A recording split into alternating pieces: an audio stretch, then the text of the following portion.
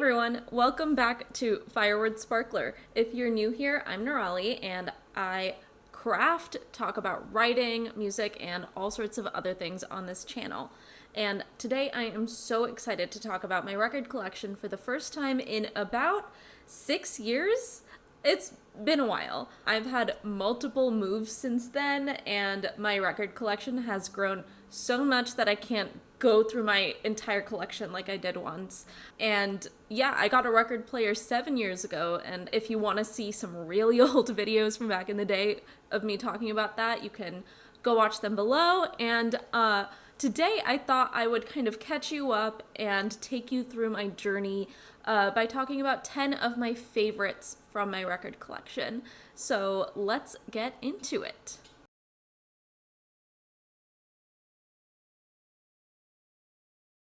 So the first record I want to talk about is this really cool Star Wars London Philharmonic Orchestra record. I actually got it off the street in New York, and I think you can still see the little sticker here. It says I got it for $10, and this was the first record I ever bought myself, and I was so excited, and it's actually like quite perfect, in quite perfect condition still. And the first side is the Star Wars theme, and the B side is the 2001 Space Odyssey theme. So it's just like real two iconic film soundtracks. And I actually don't love Star Wars or 2001 Space Odyssey, but the music's amazing. It was just a peak I live in New York story of like, I got it from like Astor Place area off of St. Mark's Place. The guy actually, I completely didn't know what I was doing, and the guy actually, before selling it to me, pulled it out and was like, no, you need to check if like there are any scratches on it or anything, and pulled it out for me and showed me that it was like the correct record and that there weren't any scratches, and it is still quite perfect, and I really love it. Yeah, and it's just such a random find that I really love, and that's part of what I love about vinyl collecting is sometimes you encounter the perfect vinyl for your mood that day. I love listening to movie soundtracks while I'm working and stuff, something that kind of keeps me in the rhythm without distracting me too much with the lyrics or anything, so this is perfect for that.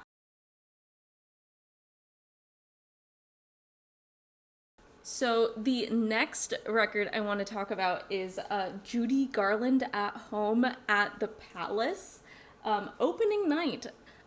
So I got this Judy Garland record fully expecting to get Over the Rainbow on it, and we sort of do. You have the Over the Rainbow instrumental, but in this entire live album, Judy Garland does not sing Somewhere Over the Rainbow.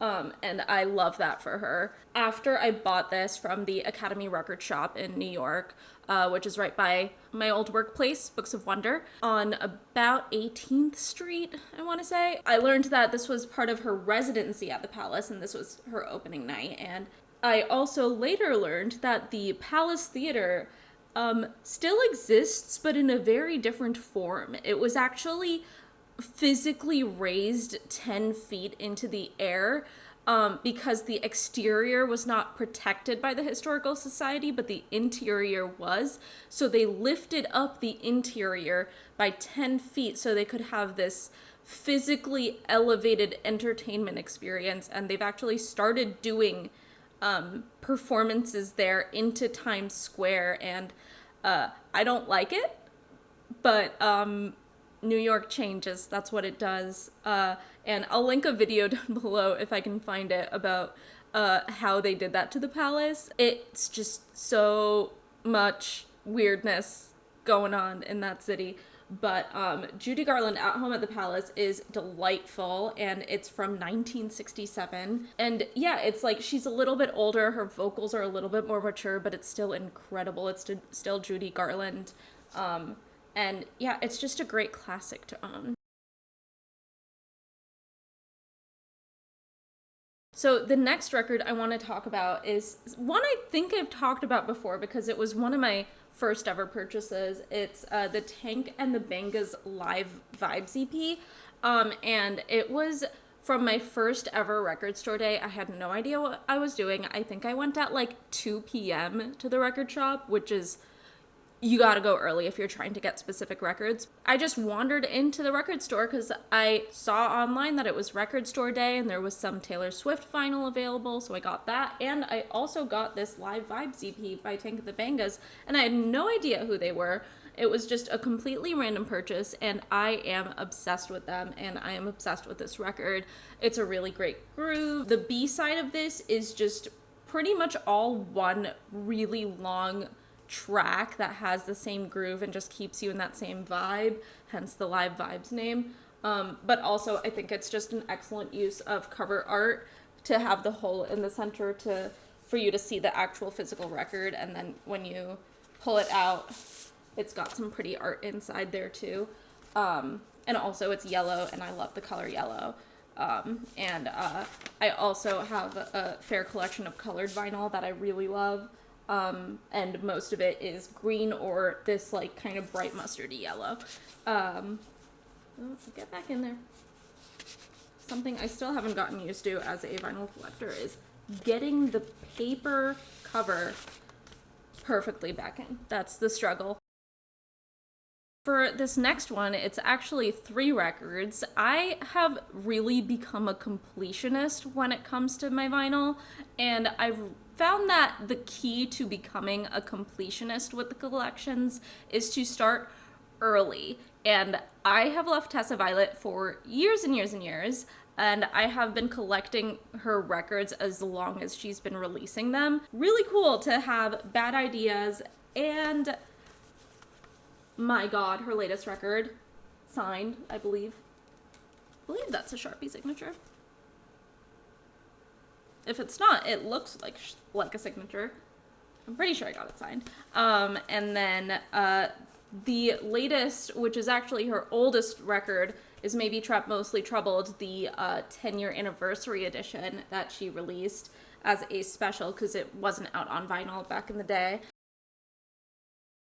I'm so happy to have this one specifically because, like, these are the songs that got me into Tessa Violet and got me obsessed, and it's when she was, like, collabing with Dodie all the time and stuff, and I saw her live like a few times when she was collabing, when like she and Dodie would alternate opening for each other, and that was fabulous. And then I most recently saw her last summer for the My God tour, and she has, I don't want to say she has the potential to like be the next Chappell Roan, but like if you want the feel of a Chappell Roan show, go to a Tessa Violet show. She's up there, the energy's there, her performance is there, it's incredible, it's so much fun. And of course I went with a mask on. Watch my last video if you want to know all about my COVID precautions. And this also has Kitchen Song, which is one of my all-time favorite songs. And yeah, I like being a completionist, and that's also why the next record is so special for me, in addition to a couple other things.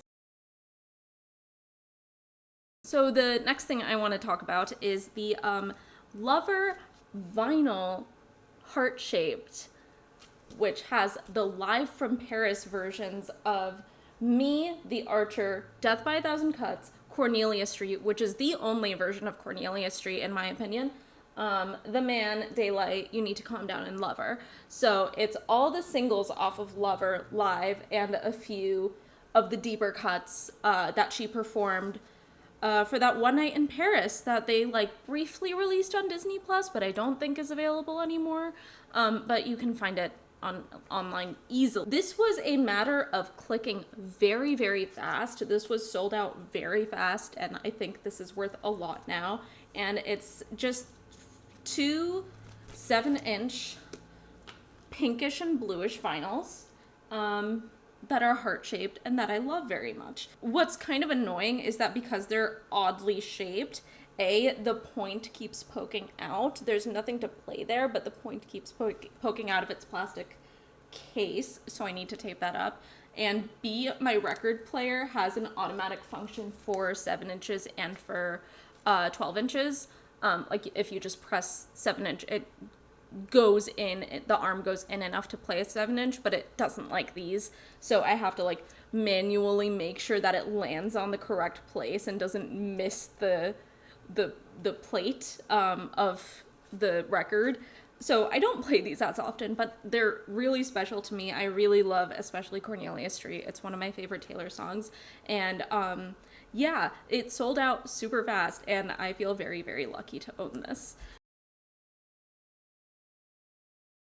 So this next one, if you have been with me for a while, you definitely have seen this one. It's Louis Armstrong's Basin Street Blues, and I really love this. It's from when I was subscribed to vinyl for a few months, it was VNYL, and I did a few unboxing videos of that. It was a subscription service that kind of like looked at your Spotify likes and your playlists and sent you a few records a month based on your likes. And this was one of them, and I have to say, they got it right. I really love this record. I have this one too, the Billie Holiday Live at Storyville from this collection, this Black Lion collection, and it's just these jazz standard live records, and they're fantastic, and Louis amazing. So speaking of Record Store Day, this next one is Carole King's The Legendary Demos, and this was another Record Store Day exclusive that I feel really lucky to get. It's just so interesting to hear kind of the original version of You Make Me Feel Like a Natural Woman, when obviously we know the Aretha version, and Carole King also recorded a more professional version, but these are the demos. They're the original versions of these iconic songs, and I love Carole King so much, and it's really special to have this. And I don't think I expected to get it this latest Record Store Day. Was it this Record Store Day or the last one?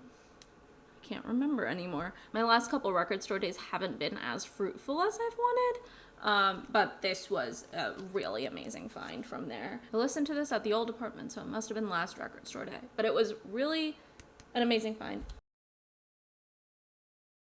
So the next record I want to talk about is from one of my all-time favorite bands, Boygenius, the supergroup made up of Lucy Dacus, Phoebe Bridgers, and Julian Baker. This is just the record. I believe it's a specific color. Yeah, it's a blue version of it. And I think the thing that is interesting about this is actually that when you pull this out, so it just looks like a normal record, but if you look super closely at the very end, there are grooves that keep repeating, and I don't think it was on purpose. I think it was a manufacturing error, but if you listen to the last song of Boygenius's The Record, it's a really good way to end on this like 8-bar loop that just keeps going and going and going. And when I first got this, I didn't realize that the record had ended and it just was by accident continuing to go and go and go. But I really love this manufacturing error. It's very silly, but that's part of the charm of actually owning physical media instead of everything being digital, is that you get kind of the original versions or like some manufacturing errors, some glitches. I remember having these MP3 discs growing up, and like there was always a specific song that would skip at a specific time, and I would know it, and I would know to sing along in the right place. So this kind of reminds me of that, and I love it. I think it's hilarious. And this one also came with a really cool lyric booklet that was, also an amazing print, but it came with a tiny lyric booklet just made of like newspaper, pretty much. Oh, and a sticker. Okay, I'm discovering new things every day. But yeah, it just feels very like old school the way it looks like a scrapbook and it feels like newspaper, so I really enjoy that. The next one I want to talk about is another Academy Records find. I keep talking about them because they're just honestly, my best kept New York secret. I love that record shop so much.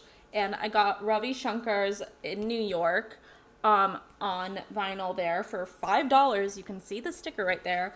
And it I love Indian classical music. I grew up learning Indian classical music. I played keyboard and I danced Indian classical, Kathak. So I love Ravi Shankar so much. I love Indian classical music so much. And it feels really important to have Indian music to me. And this is like one of the few records on vinyl that I have that is Indian, that is an Indian classical South Asian music. But what's interesting about this is that it comes with this like huge introduction to Ravi Shankar, and almost all of it is about George Harrison. Yeah, Ravi Shankar's pivotal place in the teeny underground became assured last year when George Harrison named him his personal mentor.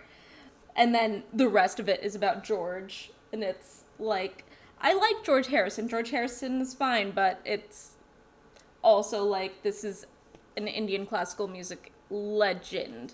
And you're talking about this Beatle fanboy. What I enjoy is that it's an excerpt from The Village Voice. So it was to like introduce new listeners to him. And I mean, I hope it worked. I think it worked. I think Ravi Shankar is like pretty well known as a musician in America. And if you don't know who he is, look him up. Very, very influential. Also Norah Jones's dad.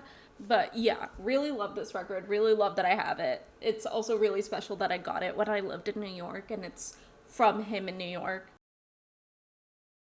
So the last record that I want to talk about is one of my newest, and it is Snow Patrol's The Forest is the Path. This is their latest record. But it's a really special one because I ended up getting the Irish exclusive green version. I told you I love the color green on a vinyl, and it's so beautiful. And I ended up getting it by almost chance. I definitely engineered it, but I realized that 2 weeks after Snow Patrol was releasing The Forest is the Path, I was going to be in Ireland, and in Northern Ireland specifically, where they're from. So I ended up going to Bangor, their hometown, and getting this album from there, which is so special. It just makes me so happy that I was able to support a local Northern Irish record shop while I was there, and support their local hometown band, and also visit Bangor, which is a beautiful, beautiful place. If you have been around here for a while, you know how much I love Snow Patrol. I have a video just fangirling about Snow Patrol lyrics for like 20 minutes, which I'll link down below as well. Yeah, I'm just so proud of them for like lasting my entire life pretty much. They started in the 90s and they're still going. The band membership has changed a ton, but you know, that happens. It's also really cool because this is Gary Lightbody's original painting. All of the album art is his original artwork, so I get a 2-in-1 in terms of their art. I'm so excited to own this and continue my Snow Patrol collection. I still don't have my number one favorite Snow Patrol album of theirs on vinyl, but hopefully soon. So that is it for this video. Thank you all so much for watching. I had so much fun making this one, and if you want to see more videos like this, please let me know. I love talking about music. I love talking about my favorite albums and fun things I've done to get these albums, including crossing oceans, clearly. Are you a vinyl collector? Let me know in the comments, and let me know what your like weirdest or most bizarre record encounter was. Close encounters of the record kind. Maybe that should be the name of this video. It's probably gonna be something boring like favorites from my record collection. Yeah, let me know in the comments down below if you have any of these records, if you've listened to any of what I've mentioned, or if you have any suggestions of anything for me to listen to. I'm always on the lookout for more music to listen to. And you can subscribe down below, as well as comment and like if you want to like this video. And I will see you all next time. Bye! Special thanks to Teresa Schmid, Kelly Otis, Ben Birdperson, Eric Svensson, and Untapped Inkwell for being my patrons. If you would like to support my video work or read my free weekly newsletter, Media Mondays, head on over to patreon.com/firewordsparkler.